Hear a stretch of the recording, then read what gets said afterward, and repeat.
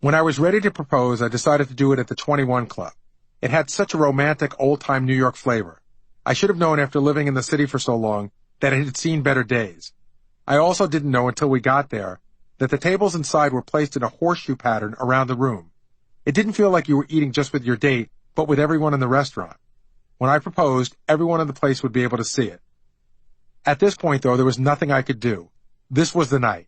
I had spent $12,000 on the ring, a ridiculous amount of money for me, and had become a nervous wreck about it. I was terrified of losing it. When Mary got up from the table to use the bathroom, I gave the ring to the waiter and asked him to bring it out on a silver tray covered by a silver top. Classy.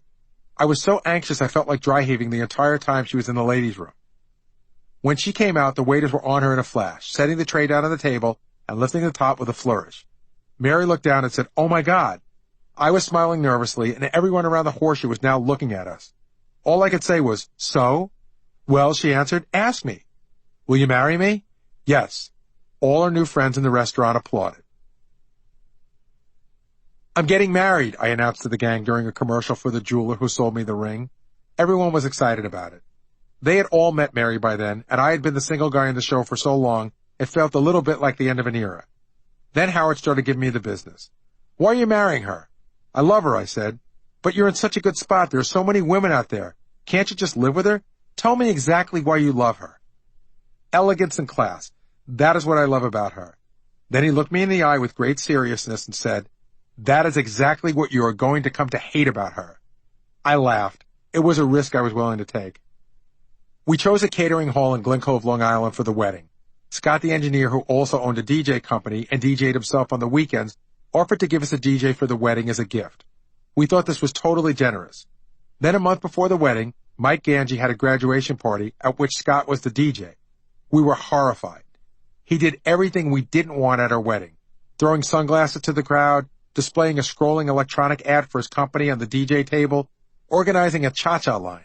Mary and I were freaking out. The music was horrible. Celebration by Kool and the Gang, the Electric Slide, and worst of all, the cheesy Club Med song, Hands Up.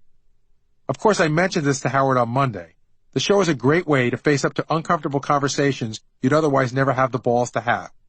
Howard brought Scott into the studio and explained the problem I was having on the air. Scott calmed me down, telling me that whatever Mary and I wanted or not is what he would do. Great. I requested he not play cheesy songs like Celebration or Hands Up. "No problem," he said. "You will not hear those songs." Midway through the wedding, everything was going great. The music was fantastic. Everyone was drinking and eating and having a good time. All the practical jokes I was afraid the guys were going to play on me, yelling Baba Booey during the ceremony, for example, didn't happen. Until I heard the opening riffs to Hands Up.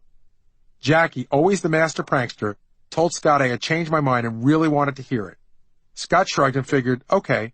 Before the song was half over, Fred and Jackie were standing on the bar dancing. I was laughing so hard I couldn't get mad at Scott. I jumped on the bar and started dancing too. I still have a picture of the three of us up there, laughing and dancing and having a great time.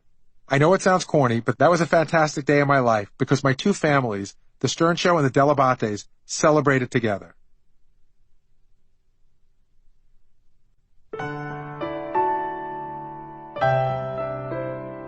And now more conversation with the Booey. So Mary, do you remember the first time you met me? Of course. And what do you remember about it?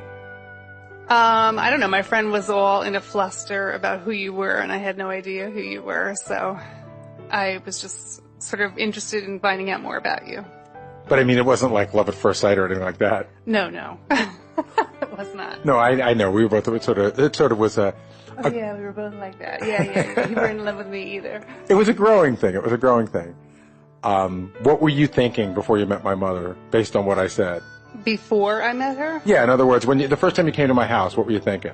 I don't think you told me much about her. I think that I had to find it out after I met her, and you filled me in little by little. And what did you find out, and how did you find it out?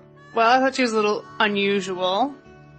She sort of looked me over, and she was a little different.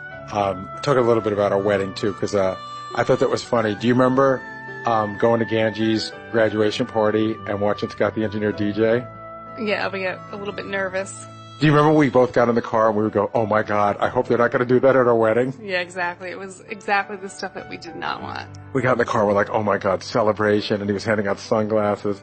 And the thing we both agreed we didn't want most of all was Hands Up, the Club Med song, right? Oh yeah, definitely not. And then what happened? And then they played it, and it was really fun. It turned out fine. But yeah, I mean, it turned out that everybody really got into it, so I think it was really a good thing. Do you remember the night that we got engaged?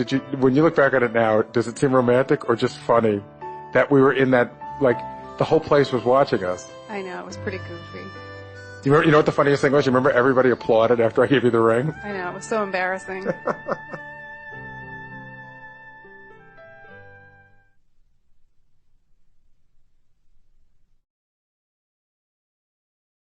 Chapter 17. Roz makes WNBC feel just like home. I had my NBC ID and I was psyched. I may have only been working 3 hours a day. I may have been a traffic boy instead of an assistant on the news desk, but I had my fucking NBC ID, and every single day, I was going to work in that building. On my first day, the producer for Imus, the show that aired while Roz was doing her traffic reports, opened the door for me. His opening line when he saw me was, "What do you want?" "I'm Gary," I said. "I'm the new traffic assistant." He didn't say another word. He just turned his back, so I followed him, and he led me to a shitty cubicle that faced a wall. To my right was an aisle that led to the studio, and to my left was a window into the studio where Don Imus did his show every day. The producer could barely bring himself to acknowledge me as he took me through the tools on my desk. "This is your two-way radio, this is your ticker, and this is your phone. Good luck." Then as he was walking away, he told me, "Oh yeah, don't make eye contact with Imus. Ever." Well, that wasn't going to be easy. If I moved my head to the left even a little, I could stare right at him as he did his show. I made a note of this and recognized that it might be a challenge. I had to be at my desk every day at 6:15. Other than not looking at Imus, this was the hardest part of the job. I am my mother's son. I like to do everything at night. In college, I wrote all my papers after midnight. I'd clean my room or do my laundry or just listen to music in my room long after the rest of the world was sleeping. I'm a night crawler, and at that point in my life, a year out of college, and having just come from the TGIF party patrol, I was used to going to bed at 4:20 in the morning. Now that was when my alarm went off so I could make the 5:11 train into the city. I had to be in bed by 8:30. 5 minutes after I sat down at my desk every morning, Roz got in the chopper. I knew she was in there when I heard her clear her throat. It was a series of hacks, like she was coughing up quarts of oil. It never seemed like she got everything out. Then if she was in a good mood, she would say, "Good morning, Gary," in a southern accent that was sweeter than butterscotch candy. But usually she was pretty ornery and just said, "You there?" Then she was off into the air,